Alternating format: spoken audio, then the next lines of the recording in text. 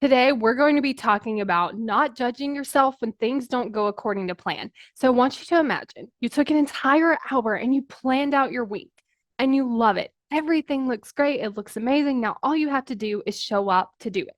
But then on Thursday, something random comes up and you can no longer follow your plan because you're deciding this other thing is more important, or this is more urgent, or this is something that I want to do instead of following my plan.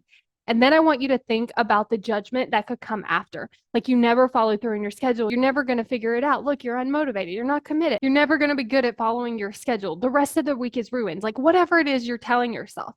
And I want you to think about how unfair that is to you.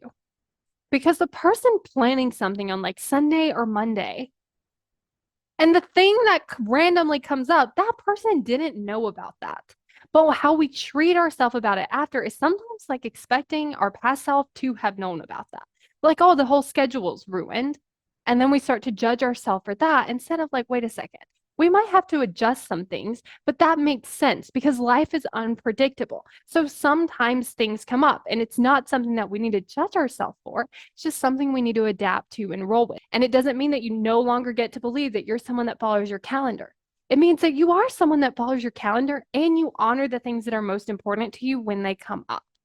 And that's what I like to think about when I look at my schedule or when something gets moved or when something gets changed. I'm like, do I like the reason that I changed this? And sometimes I do because it is something that I did decide because I'm like, you know what, this thing is more important than the thing that I scheduled.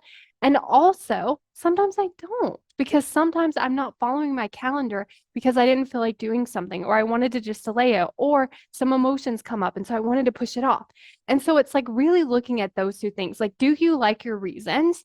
And then working with that. And then if you don't like your reasons, just figuring it out and solving for it and supporting yourself through it instead of judging ourselves. Because when we end up judging ourselves, we don't want to take action. We don't want to plan again. We don't want to keep showing up because it feels so terrible. But if you know that on either side of what happens, you're going to support yourself and you're going to talk nicely to yourself after, then it feels so much better and it feels so much safer. And I want to point out that just because you're talking nicely to yourself doesn't mean that you're not going to do the thing. Like it's like looking at how can I talk to myself in a way that is very nicely, that is very supportive, but also helps me reach those future goals. Because talking to yourself nicely doesn't mean you're like letting yourself off the hook from doing the things that will most serve you. But what it does mean is that you're supporting yourself in getting them done, not supporting yourself to not get them done. Have you ever wondered why certain tools aren't working for you? Like writing a to-do list or scheduling things on your calendar or coming up with like your top three things you need to get done. If you feel like this isn't working and I don't know why, it's because your brain is in control of everything you do or don't do. And so where we actually want to start is with our brain. How do I get my brain to do something that it doesn't want to do?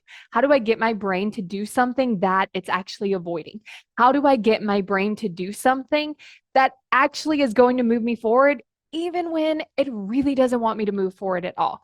Go to successbykayla.com to get access to this video now. Because when you get access to the video, you are actually going to learn how to solve for the actual thing that's the problem. It's not the way that you scheduled your calendar. It's not the amount of things on your to-do list. It's not that you didn't prioritize right. It's that your brain is working against you. And if you want to work with your brain so that it's so much easier, go to successbykayla.com to get instant access to the video now.